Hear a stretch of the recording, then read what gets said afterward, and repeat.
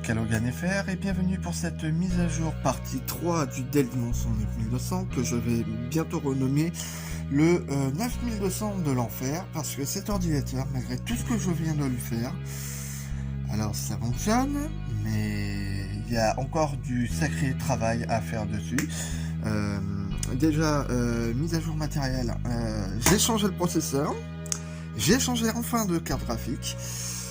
Et j'ai voulu upgrade de l'OS, sauf que l'OS ne fonctionne, mais c'est très lent. Alors, si vous vous rappelez des anciennes specs et si vous avez regardé les vidéos d'avant, c'était un Intel Core de Duo E6600, dual cœur à 2,40 GHz en fréquence FSB de 1066. D'ailleurs, la version que j'ai est déjà a priori avec les mises à jour BIOS et tout ça à son maximum en capacité. Normalement il peut accueillir jusqu'à 8 Go de DDR2. Vous voyez, je les ai virés parce que je vous expliquerai plus tard. Donc je l'ai swappé le processeur avec un processeur qui m'a coûté pas très cher d'occasion, une dizaine d'euros. Donc c'est un Q6600, un Intel Core de quad. Les fréquences sont les mêmes, que ce soit pour la fréquence CPU et le FSB, c'est exactement la même chose. Malgré ça, ça fonctionne, mais c'est pas folichon quoi. Malgré ça, on sent qu'il veut donner du potentiel, mais il galère. Que je vous montre vite fait, j'ai des condensateurs là-bas qui sont un petit peu gonflés et je suis en train de me demander par moment, je ne sais pas trop pourquoi, surtout quand je me sers du front USB, du front port, j'ai le clavier, même s'il est branché en USB à l'arrière, qui fonctionne pas très bien. Sinon, c'est carrément l'ordinateur, des fois quand je le branche, il s'allume et dès que je l'éteins, il redémarre tout seul. Allez savoir pourquoi. Pourtant, je regardais, tout est bon. Il n'y a que cet endroit-là, comme je le montre. Hop. Voilà, j'ai 2-3 condensateurs et c'est surtout au niveau de l'alimentation, comme vous voyez. Malheureusement, je n'ai pas pour le moment de possibilité de pouvoir les changer. Il faudrait que je regarde sur internet. Alors là, j'ai enlevé les disques durs. Bon, vous voyez, c'est dégueulasse. Pourtant, j'ai nettoyé, mais cet ordinateur, c'est l'un des pires ordinateurs à nettoyer. Le radiateur, il est immense. Les ventilateurs sont immenses. Un ici et un ici. J'ai gardé la carte son. Enfin, j'ai changé parce que j'en ai trouvé une seconde. Mais j'arrive pas à statuer si c'est les mêmes. Je vous montrerai tout à l'heure en photo ou une séquence si j'ai le temps. Mais j'ai un petit peu de mal à les différencier. Pour moi, je dirais que c'est les mêmes, exactement le même modèle. C'est juste que les connecteurs ici changent un peu. Et le chipset, certains chipsets aussi changent. Mais visiblement, c'est pas exactement au niveau hardware la même chose. On va enlever le petit support controller. Donc la carte graphique que j'ai sélectionnée et pour le prix là où je l'ai payé, il s'agit d'une GT 730 GDDR3 et tout ça. Je l'ai payé une cinquantaine d'euros. Elle était d'occasion et comme vous le voyez à l'heure actuelle, les cartes graphiques, même les plus pourries, dépassent très facilement les 90, 100, 200 etc. Là, heureusement que j'ai la possibilité parce que j'ai du PCIe 16X et du PCIe 8X et aussi du 2X là-bas. Je crois que c'est du 2X, hein, je suis pas sûr. Mais la carte graphique, j'ai pas vérifié, mais c'est voilà, c'est du petit PCI. Bon, après vous me direz, j'aurais très bien pu le mettre sur ce connecteur-là. C'est exactement la même chose. La carte graphique marche nickel. Aucun problème à déclarer, ça c'est sûr. Là où c'est très embêtant, c'est au niveau de l'OS. J'arrive pas à statuer si c'est du côté hardware ou logiciel que ça foire.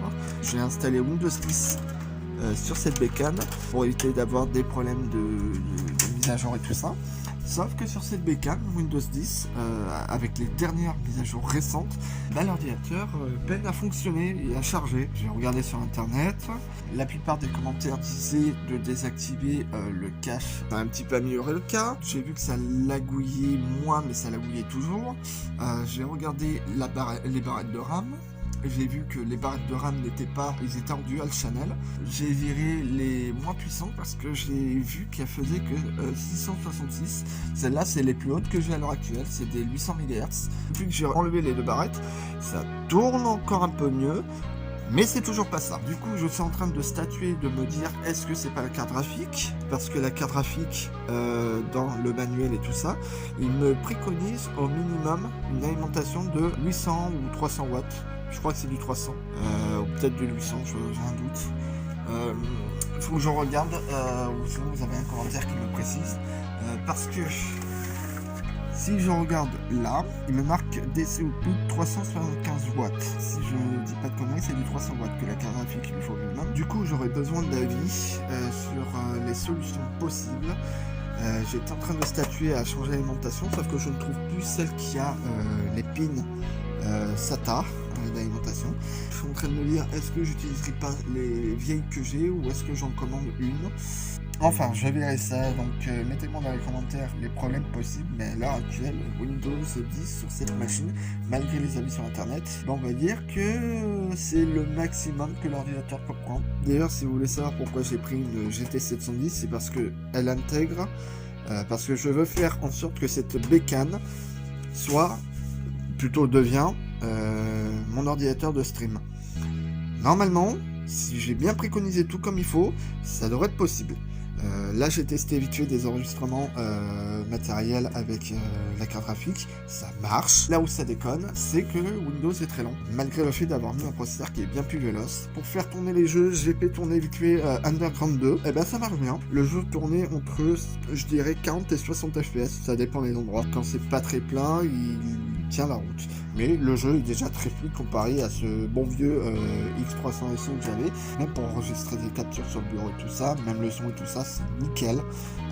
Pour 50 balles, je suis plutôt bien satisfait de cette carte graphique qui a fait sacrément bien le taf. Même pour une bécane qui date de 2008 ou 2006. Donc je viens de me démerder pour faire un chantage et utiliser deux alimentations. Voilà, donc celui-ci alimente le processeur et la carte mère, et celui d'origine se contente juste d'alimenter les disques durs et tout le patatras. Résultat sans appel, ça démarre super lent à démarrer. Hop, voilà, là je viens d'appuyer sur entrée, le résultat, ça met 4 plombes et ça change pas, toujours aussi lent. Il va falloir que je change de disque dur et que j'opte pour un SSD ou peut-être un disque dur plus performant. Mais bon voilà, ça n'avance pas. Parce que Windows est là. Et j'ai désactivé le cache, j'ai tout désactivé, vous le voyez. Fichier de pagination non, disque système oui, et type disque dur avec une latence correcte, mais avec un temps d'activité très élevé. Et une vitesse de lecture et d'écriture est vraiment médiocre. Voilà, comme vous pouvez le voir sur TMO, c'est très lent.